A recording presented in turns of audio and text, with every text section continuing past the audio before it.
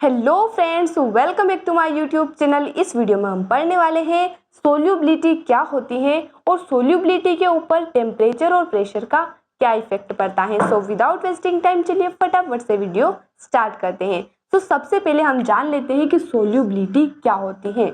Solubility का सीधा मतलब होता है maximum amount of solute that can be dissolved in a solvent at a specific temperature. यानी कि अगर हमारे पास दो सॉल्यूशन है, दोनों अलग अलग सोल्यूशन है, दोनों की क्वांटिटी सेम है और रूम टेम्परेचर पर रखे हुए हैं। एक हमने सोल्यूट लिया और फर्स्ट सोल्यूशन में जब हमने मिलाया तो वो क्या हुआ, हमारा 100 ग्राम सोल्यूट उसमें डिसॉल्व हो गया। उसके बाद वो डिसॉल्व उसमें नहीं हो पा रहा है। ये हो गया हमारा सोल्यूशन ए। सोल्यूशन बी है हमारा, जिसमें हमने जो सेम सोल्यूट है वो लिया और वो क्या हो गया, 200 ग्राम उसमें डिसॉल्व हो गया, अब नहीं हो रहा। तो इसका मतलब क्या है कि जो हमारा सॉल्यूशन बी है उसकी सोल्यूबिलिटी ज्यादा है, क्योंकि उसमें ज्यादा सोल्यूट डिसॉल्व हो पा रहा है एट अ सेम टेम्परेचर। दोनों की क्वांटिटी हमने सेम ली थी, सॉल्यूशन की दोनों की क्वांटिटी हमने सेम ली थी, लेकिन डिफरेंस कहाँ था, नेचर में। तो हम कह सकते हैं कि जो सोल्यूबिलिटी होती है वो nature of solute and solvent पर डिपेंड करती है। सोल्यूट का नेचर कैसा है, सॉल्वेंट का नेचर कैसा है, उस हिसाब से हमारी सोल्यूबिलिटी इंक्रीज या डिक्रीज होगी। यहाँ तक बात क्लियर है। और हाँ, सोल्यूबिलिटी के ऊपर नेचर के अलावा टेम्परेचर और प्रेशर का भी इफेक्ट पड़ता है। उससे पहले हम दो टर्म्स और हमारे पास है वो हम जान लेते हैं, जो कि हमारी एनसीईआरटी बुक में दी हुई है और बहुत ही इंपॉर्टेंट है हमारे लिए बेसिक अंडरस्टैंडिंग। सबसे पहले डिसोल्यूशन क्या होता है। डिसोल्यूशन यानी कि हमने जब भी किसी सॉल्यूशन में किसी सोल्यूट को मिलाया तो वो सोल्यूट क्या होगा, थोड़ा सा उसमें मिक्स होगा तो उसकी सॉल्यूशन की कंसंट्रेशन इंक्रीज हो जाएगी। तो वो जो मिक्स हुआ है उसे उस प्रोसेस को हम कहते हैं डिसोल्यूशन। वहीं अगर हम बात करें क्रिस्टलाइजेशन की, तो ऐसी प्रोसेस जिसमें कुछ जो सोल्यूट होता है वो सॉल्यूशन से सेपरेट हो जाता है, यानी कि दोनों एक दूसरे के अपोजिट हो गए। डिसोल्यूशन में क्या हो रहा है, सोल्यूट सॉल्यूशन में मिक्स हो रहा है, उस प्रोसेस को हम कह रहे हैं डिसोल्यूशन। और क्रिस्टलाइजेशन यानी कि जो सोल्यूट है वो सॉल्यूशन से बाहर आ रहा है, सेपरेट हो रहा है, तो उसे हम कहते हैं क्रिस्टलाइजेशन।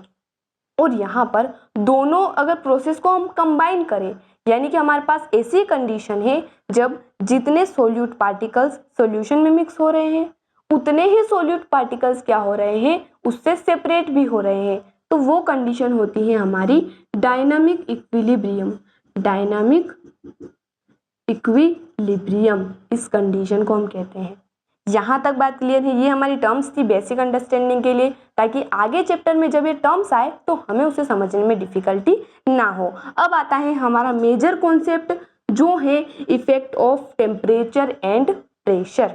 सबसे पहले अगर हम बात करें इफेक्ट ऑफ टेम्परेचर की, तो उसका सोल्यूबिलिटी पर क्या इम्पैक्ट होगा। हमारे पास मान लीजिए सॉल्यूशन है solid in liquid.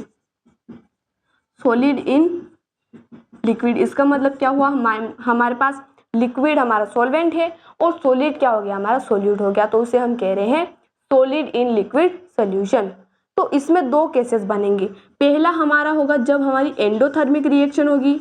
Endothermic reaction, endothermic reaction में क्या होता है, हीट रिक्वायर्ड होती है, यानी कि heat is greater than zero हम कह सकते हैं, है ना। और अगर हम बात करें एक्सोथर्मिक रिएक्शन की, एक्सोथर्मिक रिएक्शन की, जिसमें हीट क्या होती है, लेस देन जीरो होती है, क्योंकि एक्सोथर्मिक में क्या हो रहा है, हीट रिलीज हो रही है, तो वो जीरो से भी क्या हो जाएगी, कम हो जाएगी। ये दो केसेस हमारे पास बनते हैं। सॉल्यूशन कौन सा है हमारे पास, सॉलिड इन लिक्विड सॉल्यूशन। तो इसकी सोल्यूबिलिटी टेम्परेचर के साथ इंक्रीज होगी, टेम्परेचर के साथ सोल्यूबिलिटी इंक्रीज होगी अगर हमारी रिएक्शन एंडोथर्मिक है, यानी कि heat is greater than zero. और वहीं सोल्यूबिलिटी इनवर्सली प्रोपोर्शनल होगी टेम्परेचर के, यानी कि टेम्परेचर बढ़ाने पर सोल्यूबिलिटी डिक्रीज होगी। कब, जब हमारी जो रिएक्शन है वो कौन सी है, एक्सोथर्मिक रिएक्शन है, यानी कि heat is less than zero. यहां तक बात क्लियर है। कोई भी डाउट हो तो आप कमेंट में पूछ सकते हैं। तो ये हमारा टेम्परेचर का इफेक्ट हो गया। प्रेशर की अगर हम बात करें तो सेम सोल्यूशन हमारे पास होगा, लेकिन इस पर टेम्परेचर का कोई इफेक्ट नहीं। टेम्परेचर का इफेक्ट तो हमने पढ़ लिया, प्रेशर का इस पर कोई इफेक्ट नहीं होगा, क्योंकि सॉलिड जो होते हैं हमारे पास हाईली इनकम्प्रेसिबल होते हैं और प्रैक्टिकली उन पर कोई इफेक्ट नहीं पड़ता प्रेशर का। तो यहाँ तक बात क्लियर है। इस सोल्यूशन का हमारा कंप्लीट हो गया effect of temperature and pressure. अगर हम बात करें gases in liquid, gas in liquid solution की, तो उस पे प्रेशर का बहुत ज़्यादा इफेक्ट पड़ता है, यानी कि हमारी सोल्यूबिलिटी इंक्रीज होगी अगर हमारा प्रेशर इंक्रीज होगा। किस कंडीशन में? जब हमारे पास गैस इन लिक्विड सोल्यूशन हो। ऑब्वियस सी बात है, मान लीजिए हमारे पास कोई कंटेनर है, उसमें आधा लिक्विड भरा हुआ है और हमने उसमें गैस भर दी है। अब उसमें जितना प्रेशर लगाएंगे, जितना हम उसको पैक करने की कोशिश करेंगे, उतनी क्या होगी? सोल्यूबिलिटी इंक्रीज होगी, यानी कि वो मिक्स होने की कोशिश करेंगे। मिक्स कब होते हैं? जब उनके बीच की डिस्टेंस क्या हो जाती है? कम हो जाती है, उनकी इंटरमोलिकुलर डिस्टेंस कम हो जाती है। तो जब हम उनको प्रेस कर रहे हैं, यानी कि हम क्या कर रहे हैं? प्रेशर अप्लाई कर रहे हैं, तो प्रेशर इंक्रीज हो रहा है, तो यहाँ पर हमारी सोल्यूबिलिटी भी क्या होगी? इंक्रीज होगी। तो आई होप गाइस आपको पूरा वीडियो पसंद आया होगा, सब कुछ आपको समझ में आ चुका होगा। मिलते हैं अगले वीडियो में नए टॉपिक के साथ।